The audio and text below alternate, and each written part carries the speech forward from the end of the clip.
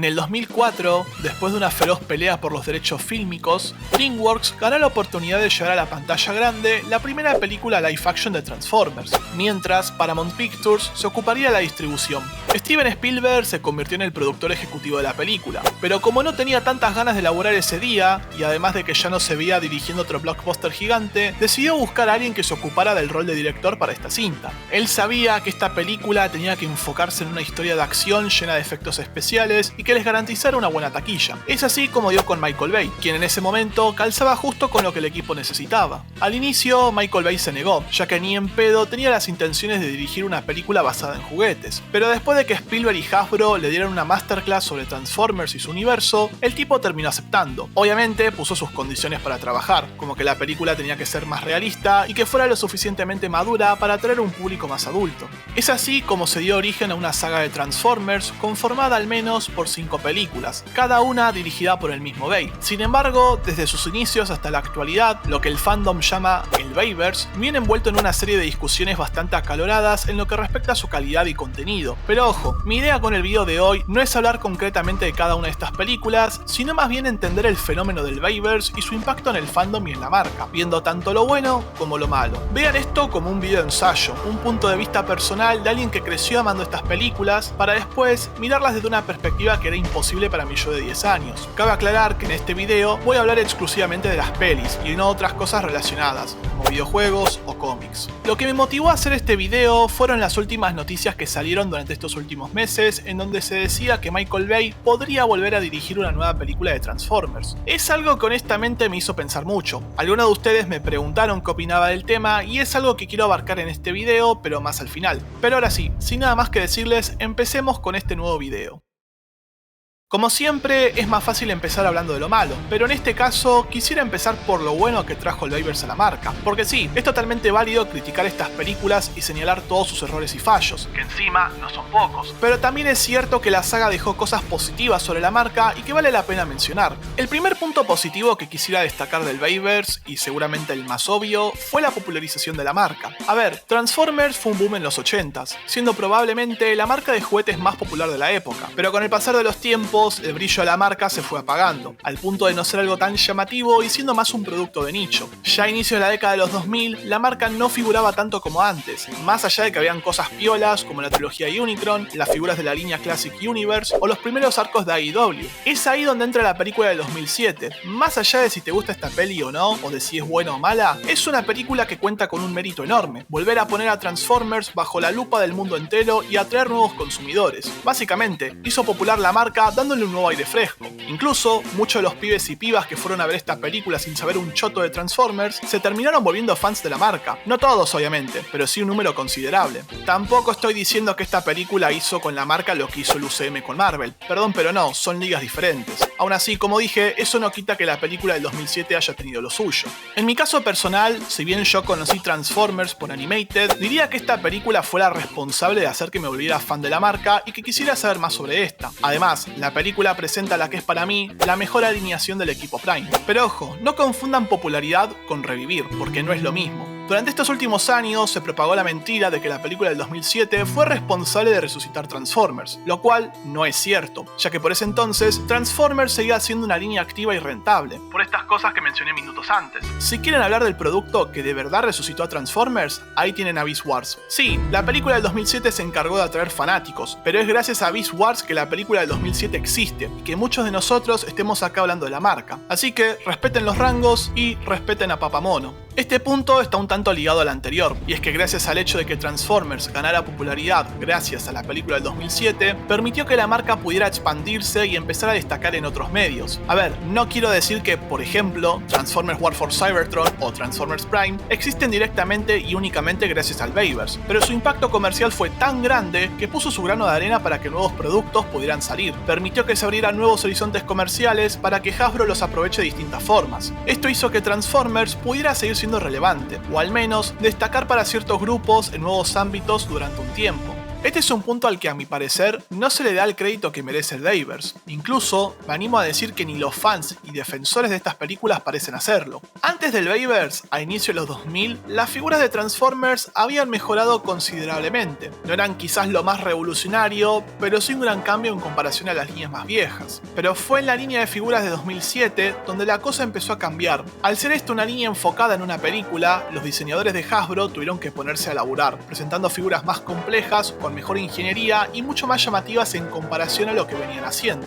A ver, es totalmente cierto que algunas de estas figuras dejaban que desear y que eran una verga, pero eso no quita que sí hayan sacado figuras muy buenas. La línea terminó siendo un éxito, teniendo un gran nivel de ventas que llamó la atención de Hasbro, indicándole a la compañía para dónde encarar a futuro. Después, en el 2009, se estrenó la segunda película, Revenge of the Fallen, y junto a ella también llegó la que es para muchos la mejor línea de figuras del Bayverse. Con esta línea, Hasbro se encargó de mejorar por completo todo lo hecho en la del 2007. Las figuras ahora eran mucho más complejas, siendo para algunos un desafío y para otros un dolor de cabeza. Las transformaciones presentaban propuestas interesantes y resoluciones ingeniosas. La pintura había mejorado bastante y el nivel del modelado de los modos se volvió más detallista y atractivo. El cambio entre ambas líneas era abismal y no se podía negar. Las dos primeras películas del Bayverse se encargaron de hacer que Hasbro se pusiera las pilas y evolucionara sus productos en tiempo récord. Pero claro, no todo puede ser color de rosas, porque después llegó Dark of the Moon y su línea de figuras. La línea presentó un bajón que se notaba, ya que ahora las figuras eran un tanto más simplificadas en muchos aspectos. Luego llegó la línea de la era de extinción, que bueno, directamente fue un desastre tremendo y creo que no me hace falta explicar lo que pasó. Y al final llegó la línea de The Last Night, que simplemente existe y ya está. Esta línea en particular se sentía casi como un cadáver andante. A ver, habían figuras que zafaban, pero nada más. Aún así, pese a este descarrilamiento, las aportaciones por parte de las dos primeras líneas no se perdieron, ya que Hasbro decidió tomar en cuenta lo aprendido y mejorarlo para introducirlo en otras líneas de figuras, como Generations, T30 o Transformers Prime. Esto a mi parecer demuestra que las figuras del Bayverse obligaron a Hasbro a evolucionar. Aunque curiosamente, tiempo después, al igual que pasó con el Bayverse, las figuras Generations entraron en decadencia. Sin embargo, la cosa no queda hasta acá, porque 10 años después del estreno de la primera película, Hasbro lanzó Studio Series, una línea que homenajeaba al Bayverse, y gracias a esta nueva línea, Hasbro volvió a mejorar la calidad y la ingeniería de sus figuras, presentando varios resultados satisfactorios. Obviamente la línea tuvo sus tropiezos al inicio, sí, pero eso no quita las cosas buenas que presentó.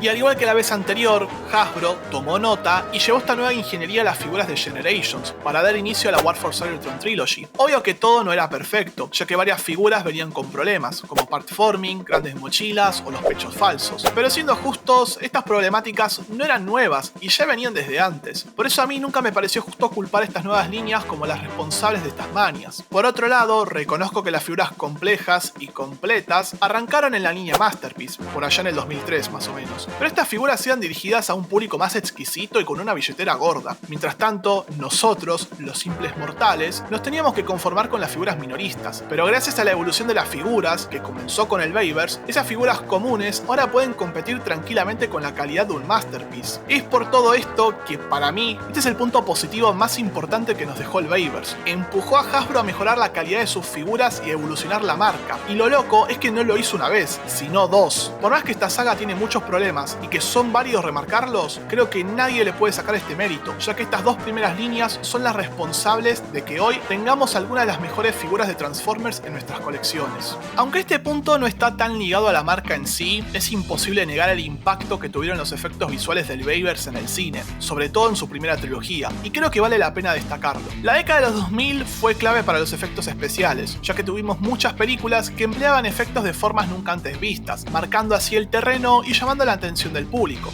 King Kong mostrando una nueva versión del simio pero una mucho más salvaje, Piratas del Caribe 2 con Davy Jones y su tripulación, Iron Man con la primera armadura del millonario Tony Stark y Avatar con el mundo de Pandora. Pero entre todas estas películas fue la primera de Transformers en dar un fuerte golpe sobre la mesa, aprovechando al máximo los efectos especiales para presentar robots exageradamente realistas que dejaban boquiabiertos a cualquiera. Obviamente el CGI no protege a estas películas de las críticas negativas, pero tampoco podemos negar que fue uno de los ganchos más fuertes del Bayverse. Fueron efectos muy avanzados para su época, aunque esto vino con un costo, y es que lo caro que era mantener estos efectos limitó bastante a los cibertrinianos, haciendo que aparezcan poco tiempo en pantalla. Pero más allá de este problema, las primeras películas de Transformers, junto a las otras de la época, se encargaron de pavimentar el camino para todo lo que vino después. Al momento de hablar del universo de Transformers, no se suele hablar del canon como por ejemplo pasa en franquicias como Marvel o DC, donde ahí sí existe un canon principal. En Transformers existe más bien lo que a mí me gusta llamar un metatexto, el cual se puede definir como un texto ideal conformado por diferentes textos. Debido a esto, el metatexto está en constante crecimiento por cada nueva historia que surge. En Transformers, por cada nueva historia que se crea, a veces se van a ir sumando nuevos elementos o conceptos al metatexto, que después pasan a ser parte del mito. Por poner algunos ejemplos para que me entiendan mejor hacia dónde apunto. En la G1, que incluye tanto la serie animada, los cómics de Marvel y la biografía de los juguetes, se nos plantean a los Autobots como los buenos y a los Decepticons como los malos. El planeta de ambos se llama Cybertron y ambas facciones están en guerra. Pero después, la serie por su parte introduce conceptos como el Energon o Vector Sigma, mientras los cómics presentan la matriz de liderazgo. Con todo esto entonces se forma el primer metatexto base de Transformers. Tiempo después, en Beast Wars, se aportan nuevos conceptos que pasan a ser parte del metatexto, como por ejemplo las chispas o sparks o las protoformas. En Transformers Armada se introduce el concepto de los minicons, y más adelante en la continuidad alineada se termina de formalizar el concepto de los primes o de los 13. En Transformers AEW se presentan elementos como el Empurata, el Conscious Endura, entre otros, y así hay más ejemplos. El Bayverse, por su parte, no se queda atrás, ya que sí logró aportar cosas que pasaron a ser parte del metatexto de Transformers. El primer concepto fue el Allspark, y antes de que alguien lo diga, lo lamento, pero no. Este es original de la película del 2007 y no de Animated. Aunque antes de esto se hablaba del Allspark como la vida después de la muerte y no como un objeto físico. Pero bueno, ese es otro tema. El Bayverse introdujo el Allspark como un objeto antiguo que contiene una enorme energía que es capaz de alimentar y de dar vida a nuevos cybertronianos, y para evitar que los Decepticons usaran su poder para el mal, los Autobots se encargaron de sacarlo de Cybertron, pese a las consecuencias que traería a su planeta. El concepto del Allspark y en parte su historia pasarían a ser reutilizados en próximas historias, mientras el otro concepto que aportó el Bayverse fue hacer que Optimus y Megatron fueran amigos o hermanos antes de la Guerra Civil. A ver, sí es cierto que la continuidad alineada, con cosas como por ejemplo Prime o Exodus, se encargó de profundizar más en esta idea, pero técnicamente la película del 2007 fue la primera en plantearla, aunque el mismo Bayverse trató este tema de la forma más vaga e insípida posible, sin darle demasiado foco. Y a ver, en comparación al anterior aporte, este fue quizás el que más impacto tuvo, ya que era una idea nueva para la marca y que se empezó a usar más en futuros proyectos. Ahora toca empezar a hablar de lo malo que trajo el Bayverse para la marca y para el fandom, ya que pese a sus aportes positivos, eso no quita que el Bayverse sea el responsable de ciertos problemas que afronta Transformers hoy en día. La toxicidad, lamentablemente, es una moneda corriente en casi cualquier fandom, y Transformers no se salva, ya que con la salida y el desarrollo del Bayverse durante tantos años, se generó toda una nueva ola de toxicidad que sigue siendo bastante activa hasta el día de hoy. Son discusiones que siempre van a los extremos, o amás el Bayverse o lo odias. Para muchos directamente no existe un punto medio. Uno de los temas que siempre genera quilombo son los diseños de los Transformers. Está perfecto que a algunos les guste y a otros no, pero hay muchos que no parecen entenderlo y directamente te saltan a la yugular por no ir en la misma corriente que ellos. Encima, varios de estos fans tóxicos se las agarran después con productos posteriores al Bayverse, solo por tener un estilo de diseño distinto al de estas películas, sin importar el desarrollo de la trama o el de sus personajes, que creo que es algo que no conocen. Las cosas también se suelen descontrolar cuando se critican estas películas, ya sea su calidad narrativa o el pésimo trato que reciben los Transformers como personajes, ya que algunos directamente no se bancan que se critique algo dirigido por Bay o simplemente no se aguantan que una saga de pelis a las que le tienen aprecio personal sean criticadas negativamente. Obviamente el Bayverse en sí no tiene la culpa del comportamiento poco civilizado de esta gente, pero para muchos fue la semilla que terminó cultivando lo que es hoy para varios el fandom más tóxico e hinchapelotas de todo Transformers. Este es un punto que empezó a sonar bastante en estos últimos años, y personalmente me parece bastante acertado. Hace un rato les dije que algo bueno que hizo el Bayverse fue popularizar la marca Transformers, pero no les hablé del cómo lo hizo. El Bayverse agarró el conflicto bélico de Transformers y sí, le dio espectacularidad y demás, pero al mismo tiempo lo redujo a un mero conflicto simplista de buenos contra malos, sin matices, sin peso narrativo y sin profundidad. Y antes de que alguien diga el famoso "son solo películas de acción", no es excusa, porque Transformers siempre fue mucho más que eso. El problema con esto fue que estas películas instalaron la idea de que Transformers son solo tiros, explosiones, minas mostrando las tetas y robots pegándose, y con cada película que sacaban, esta impresión se fue agravando. Ya para el público general, la saga era solo una franquicia vacía sin mucho que ofrecer, y otro problema que contribuyó a darle esta mala imagen a la franquicia fue que el mismo Bayverse nunca se molestó en explorar el universo de Transformers, ya que siempre giraban alrededor de lo mismo. Pero ojo, el problema no es que se enfoquen en la acción, sino que no hagan nada interesante con ella. A mí me pasó que me topé con gente que directamente veía Transformers como una saga de acción genérica, y la verdad es cierto, ya que el Bayverse más que una saga de Transformers, se siente como una saga de acción de turno, o sea, de esas películas que uno va a ver en vacaciones para apagar el cerebro. Esto en parte es un tanto triste porque Transformers tiene un metatexto riquísimo, lleno de capas, ideas y lecturas que el Bayverse jamás contempló en mostrárselo al público masivo. En su lugar, espantó a la gente porque siempre vendía lo mismo, una historia de acción simplona sin desarrollo. Por eso es una pena que un producto como One, en parte, fracasara por esto, ya que era una muy buena chance de mostrarle al mundo lo que realmente es Transformers, algo que el Bayverse, en mi opinión, nunca logró en sus 10 años.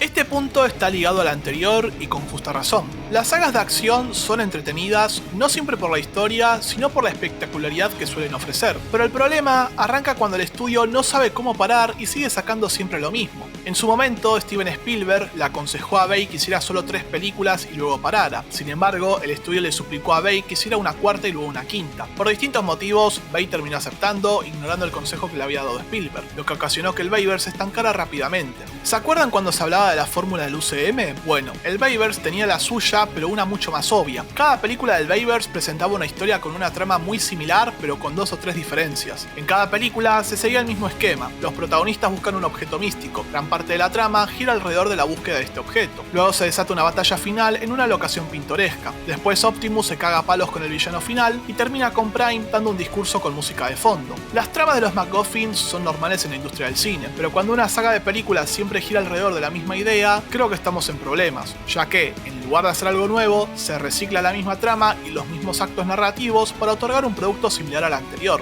Esto le jugó en contra al Bayverse y a la propia marca, ya que la gente se terminó aburriendo al ver que siempre ofrecían lo mismo, y no se molestaban en hacer algo diferente. De esta forma, el público pierde fe de que la saga vaya a cambiar, y es por eso que se terminan alejando. Y si nos fijamos bien, esto es algo que se puede notar si comparamos los resultados de Bumblebee con Rise of the Beast. Bumblebee no gira alrededor de la búsqueda de un MacGuffin y en su lugar va en otra dirección, y le terminó funcionando, porque tuvo una taquilla muy decente y una muy buena crítica. Rise of the Beast, en cambio, vuelve a usar la misma trama del MacGuffin que el Bayverse gastó a más no poder, y el resultado fue mixto, ya que hubieron críticas tibias y una taquilla buena, pero que no cumplía con las expectativas de Paramount. Al ver esto, pienso que Bumblebee fue mejor recibida porque se tomó el laburo de presentar algo nuevo, mientras que Rise of the Beast utiliza casi la misma fórmula del Bayverse, resultando ser algo molesto para los espectadores tener que volver a ver otra trama de robots gigantes buscando un objeto choto. Ahora, es cierto que pese a reciclar la misma trama, las 4 películas del Bayverse hicieron mucha plata, pero eso fue hace casi 10 años, en una época en donde a la gente no le molestaba apagar el cerebro e ir al cine para pasar el rato y luego olvidarse de lo que vio. Hoy en día las cosas ya no son tan así, porque la gente tiende a ser más selectiva en cuanto a qué ver y qué no. Y creo que es por eso que hay gente que no quiere ver Transformers, porque piensan que se van a topar con la misma trama que el Bayverse exprimió hasta la muerte. Con este punto me refiero principalmente a la forma que Bay tiene para hacer sus películas. Para los que conocen la filmografía de Bay y no solo vieron sus películas de Transformers, sabrán que él tiene un estilo bastante conciso que gira alrededor de realizar un montaje rápido, cámaras con movimientos veloces, uso de diferentes tecnologías y efectos especiales y un gran foco en la puesta en escena, entre otras cosas. Es un estilo dinámico y entretenido que él solo sabe cómo manejarlo. El problema es que su estilo no funciona del todo bien con una franquicia como Transformers, y esto es algo que se nota mucho en las escenas de acción, por no decir que los diseños de los personajes ultracargados de piezas y detalles tampoco ayudan a comprender del todo lo que está pasando. Y no es que Bay filme muy rápido, sino que los elementos que usa no terminan sirviendo dentro de un montaje lleno de cortes cada 2 segundos, y que la única forma de entender qué es lo que pasa sea viendo un video en YouTube 5 veces, claramente muestra que algo está fallando. Hay demasiada información visual que es difícil de digerir a la primera. Por ejemplo, cuesta apreciar por completo los diseños de los personajes, porque la cámara está en constante movimiento, y a su vez esto hace que tampoco entiendas qué carajo está pasando o qué movimientos están haciendo los personajes. De vuelta, esto no quiere decir que el estilo de Bay sea malo, pero no es para Transformers. La peli del 2007 le dio muchísimo foco a Bumblebee, y a ver, es comprensible, ya que Vi es parte integral de la trama. Sin embargo, el problema vino después, ya que Bumblebee empezó a ser muy sobreusado en las siguientes películas, dándole mucho más atención de la que probablemente se merecía, lo que ocasionó que muchos Autobots no tuvieran chances reales de brillar. Solamente basta con ver que Bumblebee es de lejos el personaje con más kills en todo el Bayverse. El Bayverse en general le dio tanto foco a Vi que impidió que pudiéramos conocer mejor al resto de los Transformers, quedando reducidos a simplemente simples apariciones en escenas breves. Gracias a estas películas, Bumblebee se convirtió en el niño mimado de Hasbro. Incluso fue prácticamente la mascota oficial de Transformers durante un tiempo. A partir del Bayverse, Bee se volvió un personaje obligatorio en casi todo lo que salía de la marca. El constante foco que la marca le estaba dando al personaje cansaba mucho, ya que ahora Bee estaba siempre en todos los equipos con algún rol importante, relegando así a otros personajes que o quedaban en un segundo plano o directamente eran ignorados al no tener la popularidad del abejorro. Como dato curioso, Bumblebee se había vuelto un personaje tan intocable al punto de que los escritores de Transformers Ongoing no podían matarlo, así que en su lugar hicieron que Ironhide pagara los platos rotos. Quiero aclarar que esto no significa que Bee sea un mal personaje, ni que haya que odiarlo, ni nada de ese tipo de cosas. El punto es que gracias al Bayverse empezó a aparecer hasta en la sopa, y como era de esperarse, terminó hartando a varios fans de la época. Como habrán podido ver, la etapa del Bayverse fue una que generó muchas repercusiones sobre la marca. Tuvo efectos positivos que, de cierta manera, ayudaron a la misma, pero también tuvo efectos negativos que la perjudicaron de distintas formas y niveles. Sin duda, el Bayverse es, o fue, un arma de doble filo para Transformers. ¡Ah! ¡Ah! ¡Lo dijo! ¡Lo dijo! Como producto general, más allá de si nos puede gustar o no, tenemos que aceptar que tuvo un impacto relevante para Transformers y debemos vivir con eso. En lo personal, de pendejo a mí me gustaba el Bayverse, pero con el pasar de los años y al ir consumiendo historias diferentes, me fui dando cuenta de que el Bayverse no era esa gran cosa que había fascinado a mi yo de 10 años. Se podría decir que abrí los ojos y dejé de ser engañado. Ahora, con respecto a mi opinión personal sobre el posible retorno de Bay, la verdad es que tengo sentimientos encontrados, pero a grandes rasgos no puedo dejar de sentir cierta indiferencia. A ver, no me emociona que Bay vuelva a la silla de director porque ya lo tuvimos en 5 películas y ya sabemos cómo es. Sabemos su forma de dirigir Transformers y sabemos cómo terminó. Siento que estaríamos volviendo a tropezar con la misma piedra. Además, otro punto a considerar es que el Michael Bay de ahora no es igual al de antes. Y con esto me refiero a que no estoy seguro de qué tan taquillero va a ser. Digo, si miramos sus últimas películas, no tuvieron una gran recaudación. Al menos las que sí salieron en cines. Incluso, si nos fijamos en su historial, después de The Last Night, Bay se dedicó más a ser un productor que un director, dejando muy de lado esos grandes blockbusters que lo caracterizaban. Por otro lado, se anduvo diciendo que es el mismo Bay quien quiere volver a dirigir una película de Transformers, ya que al parecer le gustó uno de los guiones con los que Paramount estaba trabajando. Personalmente creo que está bueno que Bay dirija una película por gusto y no porque sea un encargo del estudio. Sin embargo, no sabemos qué tan bueno es ese guión, y además el guionista en cuestión tampoco que tenga una larga trayectoria como para que nos demos una idea. Básicamente es un 50-50.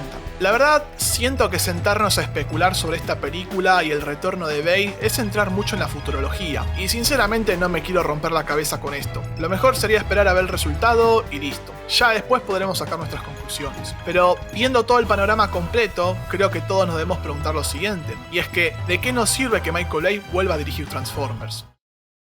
Y bien, gente geek, hasta acá este nuevo video. Espero que haya sido de su agrado. Lamento haberme tardado en sacar video, pero como les dije hace unos días, andaba sin mucha motivación, aparte de estar ocupado con otras cosas de mi vida. Aún así, gracias por sus comentarios con esta publicación. Por ahora ya tengo pensado más o menos qué videos voy a sacar en lo que queda del año, si es que el tiempo me lo permite. La próxima parada será un video sobre el cuarto volumen de Skyward. Así a lo mejor ya me dejan de romper las pelotas cada día preguntando por esto. Sin nada más que decirle, gente geek, me despido y les mando un saludo a todos y todas. Adiós.